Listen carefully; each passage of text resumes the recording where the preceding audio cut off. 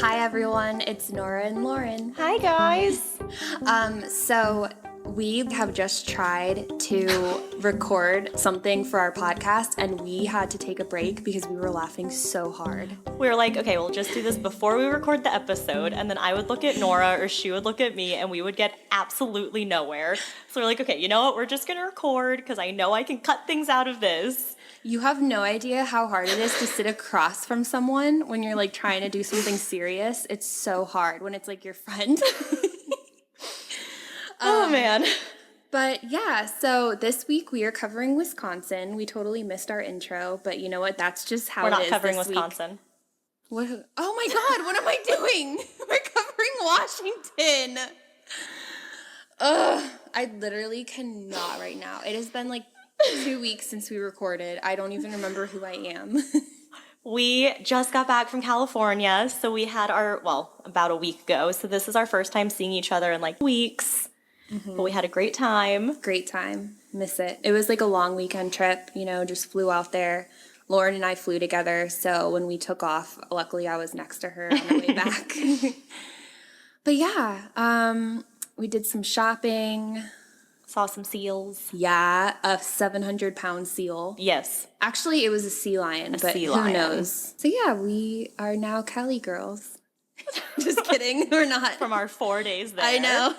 And Nora, what exciting thing did you do yesterday? I bought a house. Yay! Yeah, it's really exciting. So I'm really glad that it happened.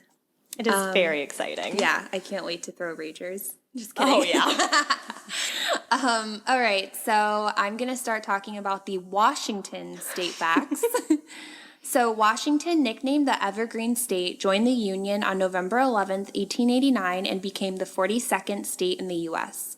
Washington got its name from, surprise, surprise, the first president of the United States, George Washington, a.k.a. the guy with the wooden teeth. It doesn't say that in there, but I think that's a really cool fact about him. It is actually the one state named after a president. Weird laws. It is a felony to harass Bigfoot, Sasquatch, and any other undisturbed subspecies. Interesting. Mm-hmm. It is illegal to buy meat or a mattress on Sunday. There is a connection there that I shall let people think of on their own. Oh my God. And lollipops are banned. Washington has the Seattle Death Museum, which includes coffins, tarot card readers. Tarot. Thank you. Tarot card readers, embalming tools, and a ton of other, macabre? Macabre. Creepy things. Macabre? Washington has 5 volcanoes that are listed as having high or very high threat potential. Jeez. That's actually super scary. That's really scary. Yeah. Washington has one of those weird gravity hills. If you pull up and you pull your car and put your car in neutral, you somehow start to roll uphill. We're adding all this to our road trip. That's so crazy. I think there's one in Virginia too.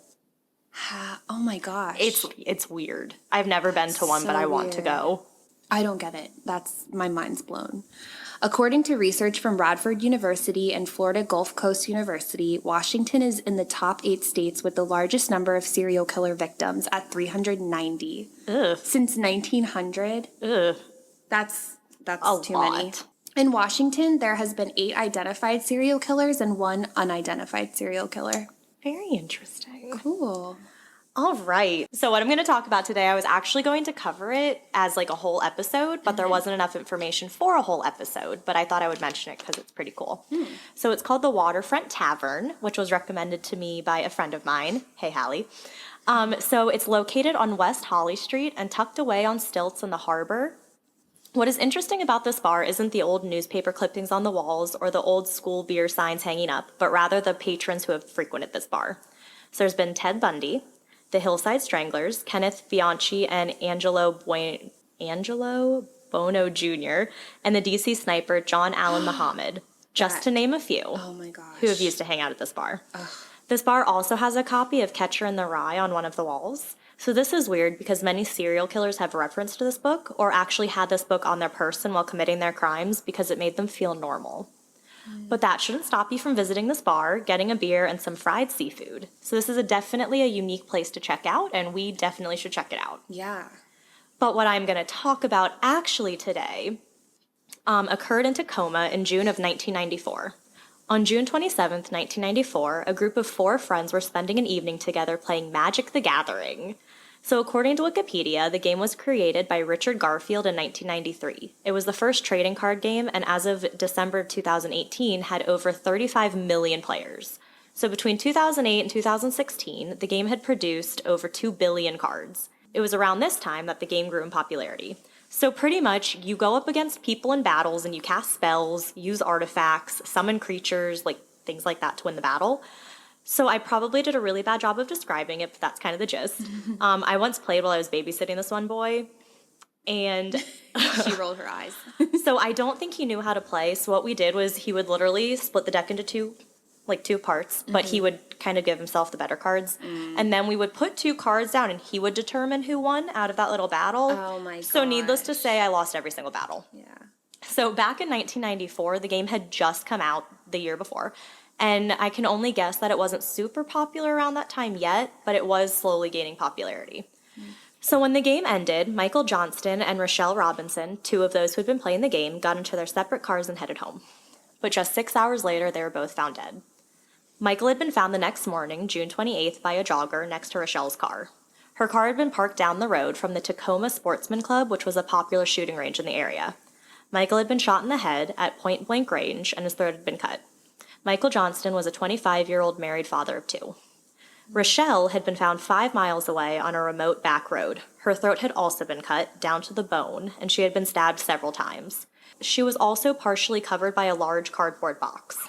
Well, the police were very focused on this cardboard box. They believed that the key to solving the case was figuring this box out. Previously, this box had been used to hold large sheets of high-grade paper, so paper that was used by professional printers and offices and stuff. Forensics somehow convinced investigators that the killer had specifically brought this box to the site and that it had to have been his. Forensics also believed that his box sat at the killer's house or office for years before the night, which is just very weird. But nothing was really found in connection to this box. So there's not a ton on this case, going forward, so it's kind of frustrating. So Rochelle was 19 and was currently in school studying to be a teacher. She was also working at Taco Bell. So Michael's car was found later near Rochelle's house in Spanaway. Even though they were friends, Michael and Rochelle were in a secret relationship with each other. I was going to say, why is a married man hanging out with a 19-year-old at night in a car? And they had to keep it a secret because, like you said, Michael was married. So, of course, police are called once the bodies are discovered and they begin their investigation. So it's assumed that the 2 had left their friend's house separately after they played Magic the Gathering and had met at Rochelle's house where Michael left his car. So they must have gotten into Rochelle's car and drove together to the road near the Sportsman's Club to have sex, which is near where they were later found. Also right away, the police believed that it was a crime of passion. They theorized that at around 1 a.m., the 2 had pulled over onto a secluded road, the one near the Sportsman's Club, to fool around. The killer must have found them at this location, and it's believed that he probably would have followed them to the location, as it's a secluded road, so it's not heavily traveled.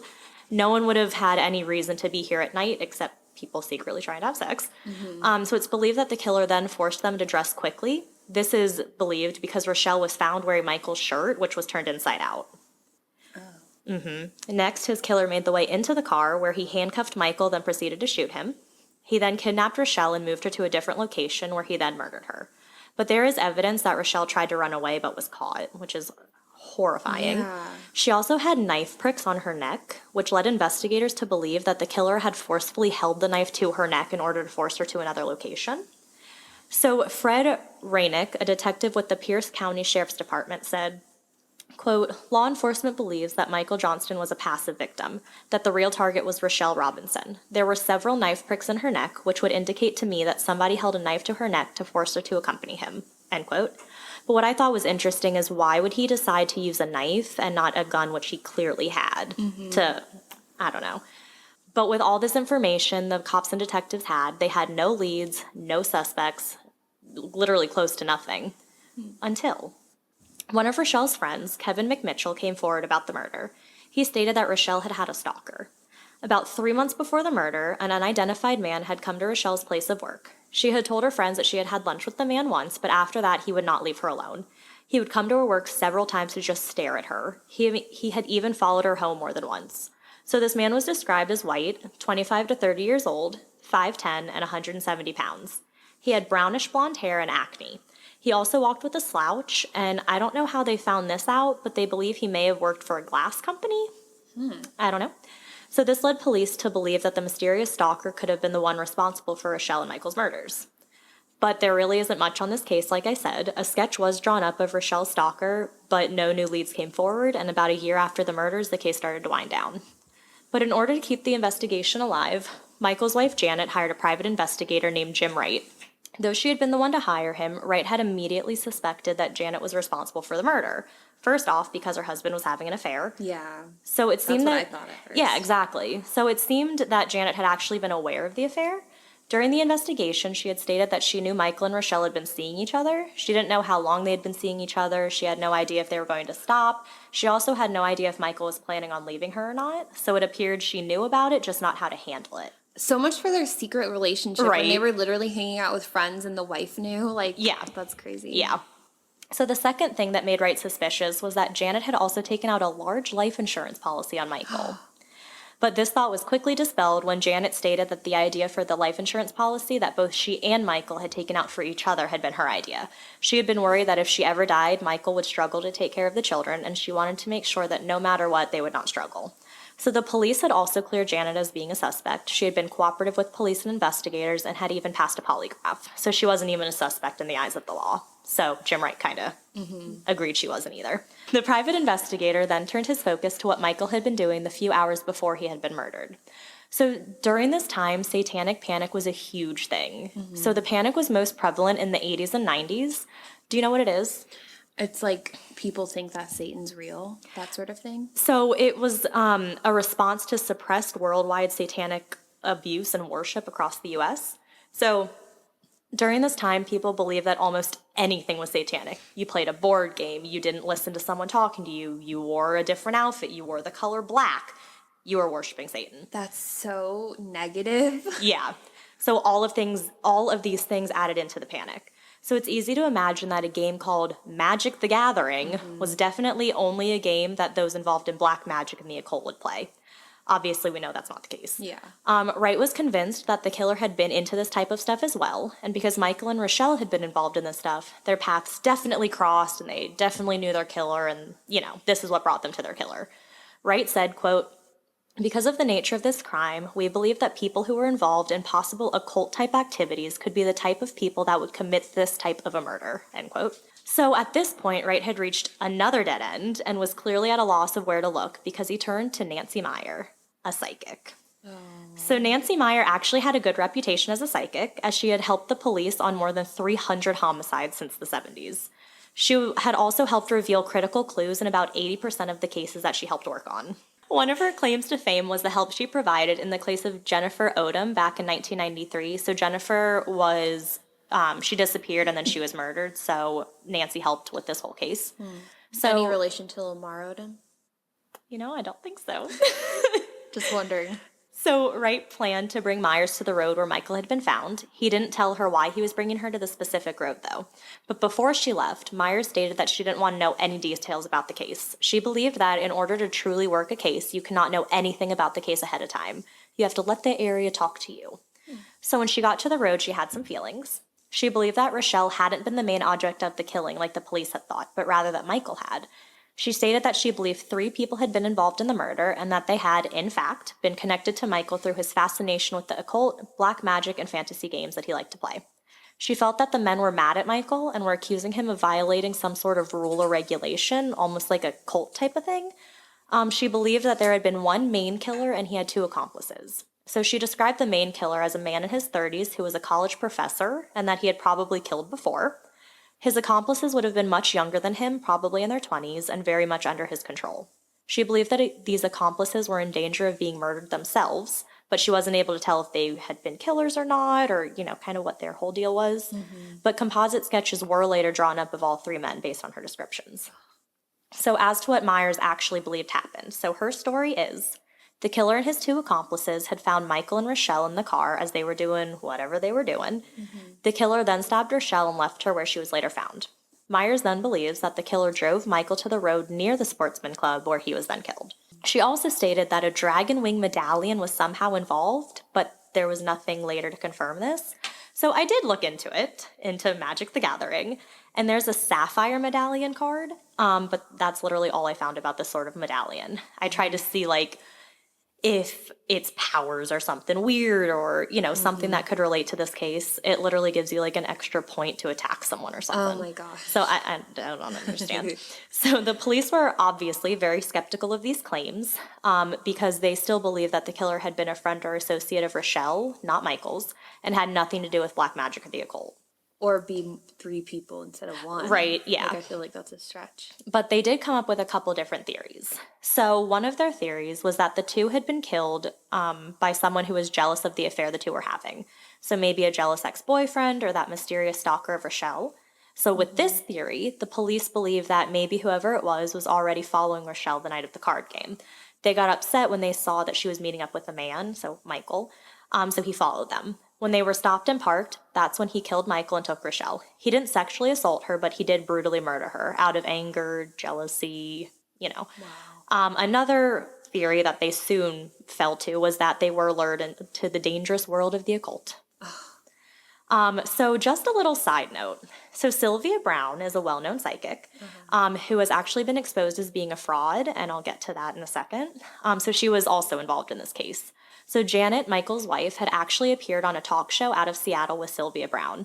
Brown had believed that the murders had been a crime of passion, like what the police had theorized, and were connected to a man named Paul L.P. Brown also believed that Paul L.P. had wrongly assumed that Michael and Rochelle were having a love affair. So that's wrong on Brown's part, because obviously Michael and Rochelle were having an affair. Right, and like everyone knew. Yeah, apparently. But again, I found nothing more on this Paul L.P. person. This part about Sylvia is actually the only place where I heard about the Paul guy. So another thing that kind of proved Sylvia as not the most credible was, do you remember the Ariel Castro case? Yeah. Yes. Of he was girls. hiding. Yeah. Yeah, for like 15 years. I know. That case, and every then they time ran outside. Yeah, every time I hear that case, oh my God, I'm getting goosebumps Absolutely just even thinking about it. But so she had actually had one of the mothers of one of the girls on her show. And I remember this too. She told one of the moms that their daughter was dead. She was like, your daughter is no longer with us. I think she said there was something related to water, but I can't remember.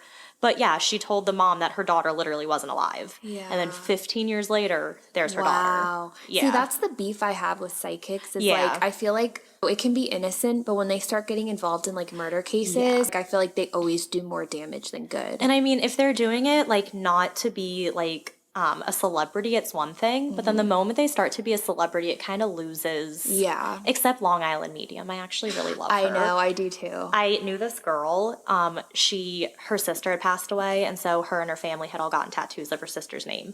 And so they went to go see the Long Island Medium, and she came over to them and was like, I sense like a daughter or a sister has been lost in this area. So they all said yes. And she was like, well, she just wants me to tell you she loves the tattoos. Like, how else would you know? Yeah. And then my mom went to go see a psychic once. So she had just gotten her hair done. This was a long, long time ago. And she hated the color. She said it was like falling out, like it was a really horrible like hair thing she had. Yeah. So she goes to the psychic, and her grandma had passed away at the point, Kathleen, where I get my middle name and everything. Yeah. So the psychic looked at my mom and was like, someone close to you wants you to know, like your grandma wants you to know your hair looks great.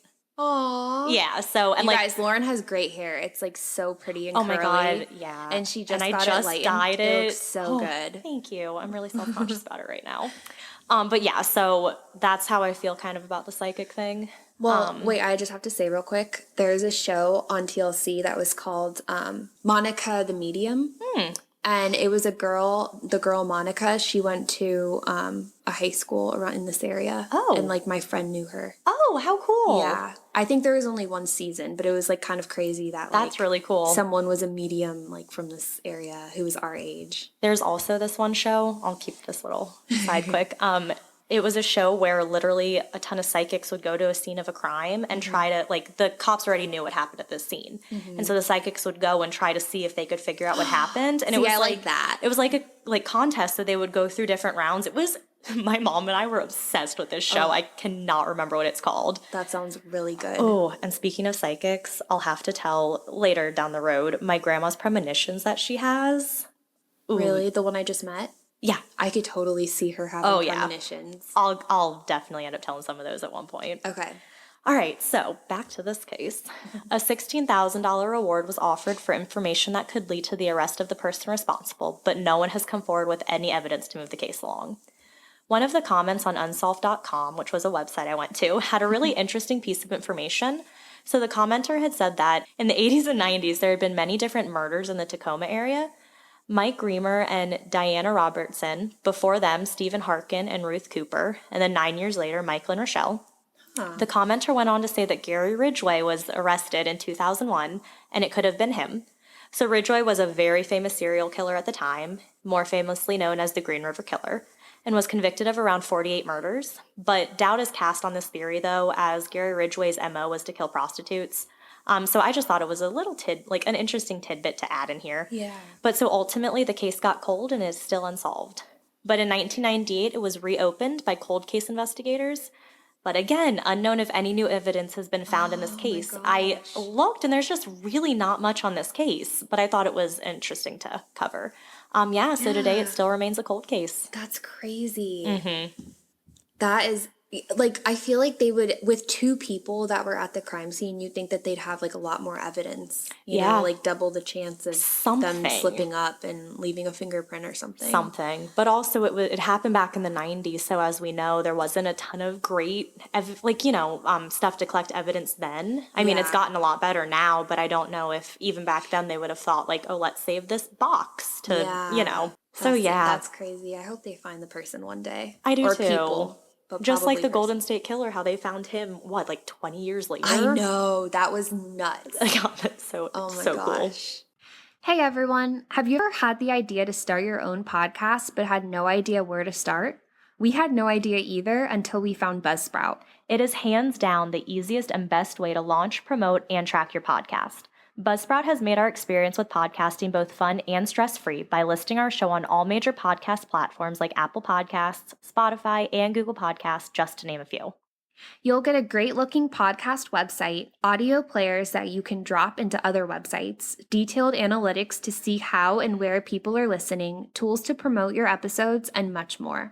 Following the link in the show notes lets Buzzsprout know we sent you, gets you a $20 Amazon gift card if you sign up for a paid plan, and helps support our show. Join over 100,000 podcasters already using Buzzsprout. And remember to stay scary. Stay safe. I am covering something. I'm not going to tell you what. Okay. But you'll find out. Okay. So, Wellington, Washington, which was later renamed to Ty, Washington, was a small railroad community in Washington state. The community was founded in 1893, and less than 20 years after it was founded, tragedy struck the small town. But before I tell you what the tragedy was, you need to know about the days leading up to it. For 9 days at the end of February of 1910, the Wellington area experienced a severe blizzard. Ooh. A foot of snow fell every hour. Oh my gosh. Yeah. And all day it would snow, and then by the end of the day, there would be 11 feet of snow on the ground.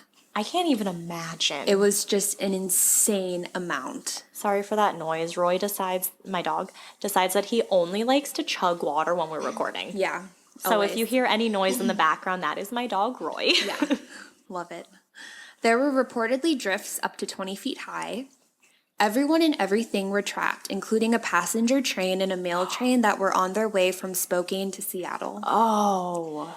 Snowplows were there. But when you're getting a foot of snow every hour, there's only so much you can do. Mm-hmm. But it does turn out that the snowplows they had back then were described in one article as, quote, rotary snowplows, iron beasts fed coal and water that gnawed into the snow, throwing it with fan-like blades. Okay. So, I mean, they were good snowplows. They kind of had to be in Washington, but still not enough. By the way, it was actually already snowing when passengers first climbed aboard the train just days before. There had been a snow delay for the train, but on February 23rd, both the passenger and express mail trains were finally on their way to Seattle. The passenger train varied from lawyers heading to a hearing to a widower looking to start a new life out west. Or there was also a travel writer on her way to Seattle and many other people just traveling to Seattle for their own reasons. Nike, Hamanilo, a Great Northern Railroad track walker, recounted, quote, "I had never seen a storm like this one. On the level, snow was 8 to 10 feet, and in places it drifted 15 to 20 feet high." I can't even imagine that. So crazy. So even though there was a snow delay, the weather didn't really let up, and they were still in the midst of a nasty winter storm. But they decided to leave the station in Spokane anyways. Gots to make that money. Yeah. By the height of the storm, though, it was too late to turn back. The wind was piling drifts as fast as the crew could clear them. The trains became stuck at Wellington, which is a station, like a train station, and snow slides on either side of them made it impossible for them to go forward or backward. So basically, they're like, literally on either side of them, snow slides happening, like barely missing them. Ugh. Gives me anxiety. Yeah. And snow slides are like mini avalanches, but they're still just as deadly. Yeah. The train's captain told everyone not to worry, and the train went to a side track to just wait out the storm. The captain then ordered his crew to battle the snow more vigorously with the snowplows and had laborers work on the snowdrifts with shovels, but most of them were day laborers and they were only making 15 cents per hour. Oh. So a lot of them gave up and just walked home. They were like, forget this. What was like a good amount of money to be making then? Well, I don't know why I know this, but I know that in the 1940s, it was like 45 cents an hour. Okay. That sort of thing. So we're in like the 1910s? Yeah. Okay. The 1910s. So, I mean, I think it's like minimum wage type of thing. Yeah. The passengers continued to patiently wait inside the train for a week and a half for the storm to pass, but they didn't know it was just getting stronger. So they had food and stuff, I assume. They had food, like on the train, they had food that they had stocked up on, but it was bound to run out. Ugh. They were not anticipating being stuck there for as long as they were. Yeah. John Churchill, a Great Northern Railroad brakeman, said, quote, "Coal was running short and the supply and the bunkers were used up, and what little coal they had was needed to keep the train warm so passengers would not suffer from exposure," end quote. Ugh. I feel cold right now just I know. reading this. By the way, at this point, I was wondering why people in the town weren't like offering shelter for the people stuck. But I read later that the train station and towns were like in the same area, but they weren't like right next to each other. And they obviously couldn't leave their house or the train, so that it's not like they could like easily walk over to each other. Dang. And then communication was cut off because they had to communicate like through telegraphs, and the telegraph lines were down because of the storm. Oh, man. So the train station and the people in the town had no way of communicating. They were totally cut off from each other. No. No thanks. So some of the passengers were losing their patience, and they actually walked off the mountain. They hiked in their street clothes through deep drifts and would literally slide down the mountainside on their butts. Like, they were sliding down the mountain because they were like, something's going to happen in this train. What would you do? Do you think you'd know. stay or do you think you'd go? Should you stay or should you go? I think after a week of being in that train and the weather still not getting better, I would be very tempted to go, but I feel like that is so risky because you're just out there. Yeah. It's not like you can call for help. Yeah. So people took a risk, but they must have had like a premonition or something. Those We'll find huh? out. I know. The people who left the train actually did make it safely out. Oh, wow. Everyone who left made it safely out. And while it may have seemed to be crazy to everyone who stayed on the train, their decision to leave ended up being the best decision of their entire life. Oh my gosh. The best decision. Late on February 28th, so 5 days into being stuck at Wellington, the captain grew more worried. The snow stopped and was replaced by rain and warm wind. So an odd combination. Yeah. After feet and feet of snow. Then, after 1 a.m. on March 1st, lightning struck a slab of snow and caused it to break loose from the side of a nearby mountain called Windy Mountain. Oh, no. This happened while the thunderstorm was going on, and the lightning strike caused a 10-foot mass of snow, half a mile long and a quarter of a mile wide, to fall onto the town that was in the valley below. I can't even picture something like that. So insane. There used to be slopes above the town, which would have potentially helped prevent some of the impact of the avalanche, but a forest fire had recently destroyed the slopes. So it left this, like the whole town below there, left it completely vulnerable. Jeez. The avalanche missed the Baylitz Hotel, which also housed the town's general store and post office, and missed actually the entire town, Wow. but directly hit the railroad depot. And the railroad depot is like, it's like a train station, but it's like a really small version. It's like a train stop. Yeah. And remember, there were 2 trains still sitting in the railroad depot that were snowed in, one with passengers and one that was just mail. Mm-hmm. Well, they were all asleep on the train because it was 1 a.m., so they couldn't see what was coming. They were all fast asleep. The avalanche hit the trains and threw them 150 feet downhill into the Tide River Valley. Oh my God. Literally sent these massive trains flying in the air. 35 train passengers were killed, 58 train employees between the 2 trains, and 3 railroad employees in the depot. 196 people died total. Jeez. I know.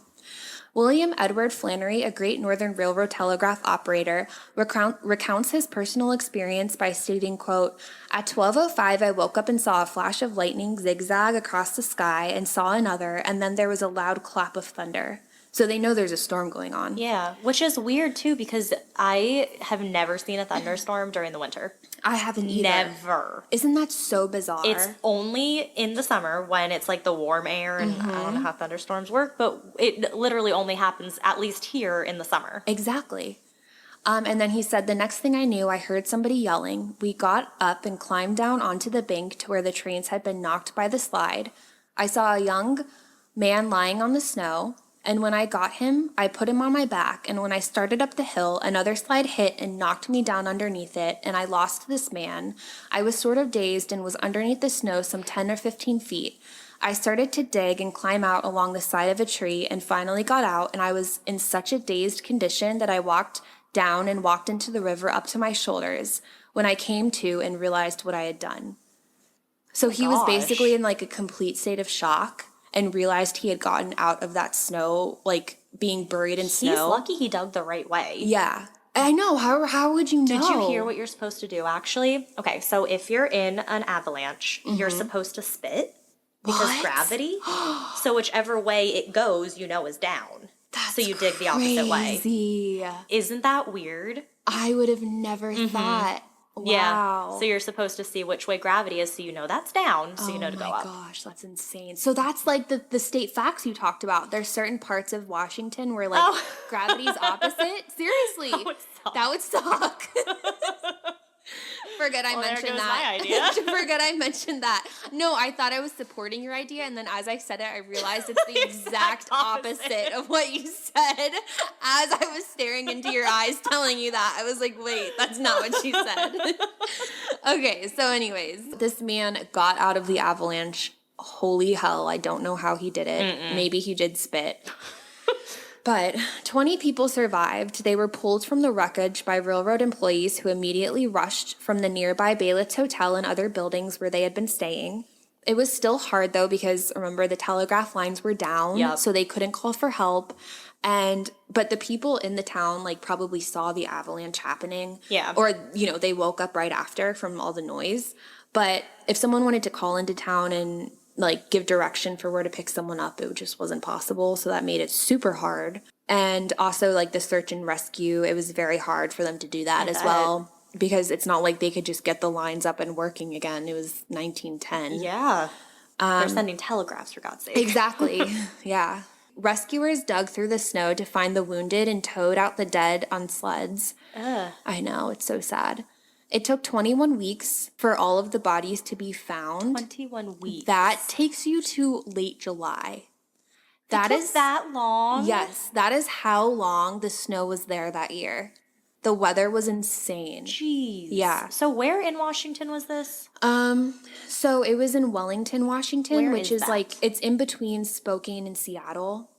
The thing, though, is that this town does not exist anymore. Oh. So I could not, for the life of me, find, like, the exact location of where it was. Yeah. Because I'm wondering if it was, like, you know, if it had been up near Canada, that would make more sense why, you know, it took a while for the snow to melt. Yeah, it's just crazy that it was, I mean, because in parts of the world, when it's summer here, it's winter there, but they're on the side of the hemisphere where they have the same seasons as we do. July is summer. Exactly. Yes. July is summer there. So that's why it's so insane. Yeah, that's a good point to mention.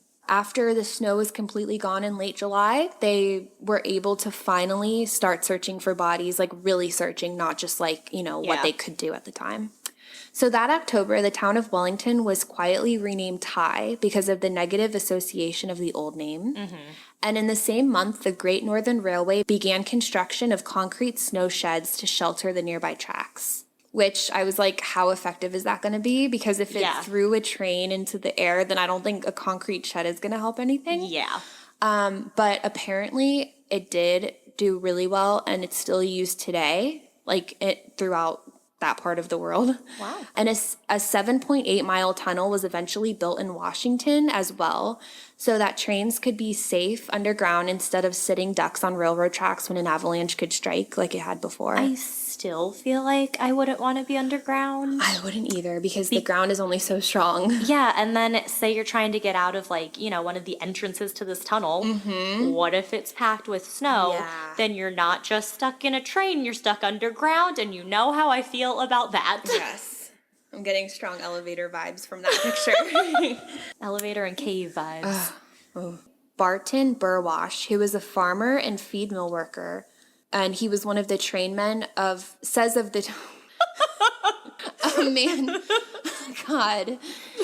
man named Barton Burwash, who was a farmer and feed mill worker.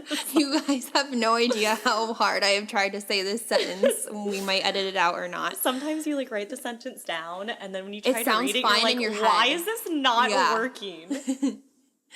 So he's speaking of the trainmen of the Great Northern Railroad, and he says that they were workers just like him, ordinary men who were used to long days, loud machinery, and rough conditions. So in that sense, he felt a connection to these men, and he also brings to that the fate of all 61 of them had been largely overlooked, because so much of the attention from the media was focused on the 35 passengers. Yeah, because if you think about it, a lot of times it's the passengers, not the workers. Exactly. It was so overlooked that he was inspired to write a historical fiction book called Vis Major. Oh, wow. And the book kind of goes into, it basically gives the attention that those workers deserve, because it's not as glamorous of a story, talking about the workers who were trying to keep the train safe, and so many of them died. Yep. It was so sad. I mean, it's sad that anyone died, but especially sad that not everyone was recognized. Talked about. The town was eventually abandoned and burned by fire from locomotives, and the train line was moved away from the old tunnel to a new tunnel that's still used today. But old railroad tracks and snow sheds remain in the abandoned station for hikers to view while hiking on the Iron Goat Trail. On this hike, you can also see the Wellington town site near the base of the mountain, and also in the area where the town used to be, because it's now a ghost town. Mm-hmm. You can see twisted pieces of rusting metal slowly being overtaken by the surrounding foliage that looks like it might be discarded pieces of industrial debris. Ew.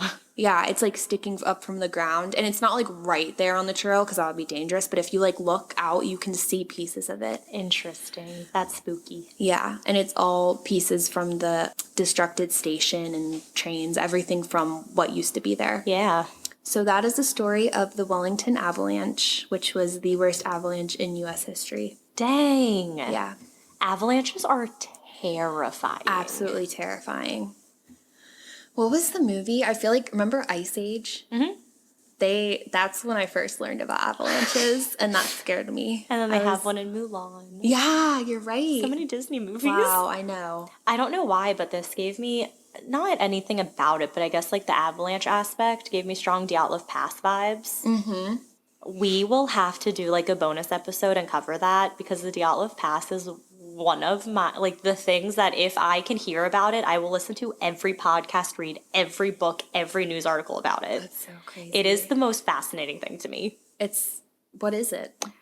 So real quick, it happened in Siberia. I believe Siberia. 9 hikers went out on a hike, and they were missing for they didn't come back when they were supposed to, and then just all this mysterious stuff about their deaths. No one knows what happened. Morbid covered it. Oh yeah. I talk about them every episode, but they covered it, and then one I really like, Necronomipod, they also covered it. That's actually how I found them. I was trying to find more podcasts about the Dyatlov Pass, and I found Necronomipod, and I was like, these guys are pretty cool. Nice. So, yeah. but it's so fascinating. We're going to have to do a like bonus episode about it. Yes, I would 'cause love that. I would love to research that. Yeah. Well, guys, thank you so much for listening another week. Send us, well, if you've had any true crime encounters, paranormal experiences, anything, send us an email to ascarystatepodcast@gmail.com.